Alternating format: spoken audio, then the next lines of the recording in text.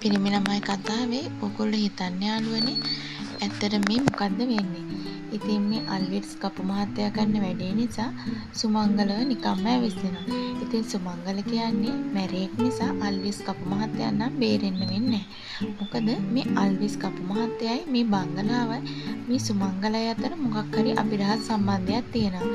ඉතින් මේ අභිරහස් සම්බන්ධය නම් සේනක හාමුගේ මොකක් හරි මිනිමෙරුමට කරපු දෙයක් වෙන්නත් බැරි නෑ යාළුවනේ.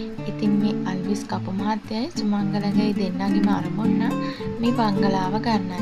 ඉතින් මේ බංගලාව නම් මේ දෙන්න කාටවත් හම්බ වෙන්නේ නෑ යාළුවනේ. මොකද දැන් ටිකෙන් ටික නෝරා සුව වෙන හින්දා නෝරාගෙන් අපිට ළඟදීම නෝරාගේ ඇත්තම කතාව දැනගන්න පුළුවන්.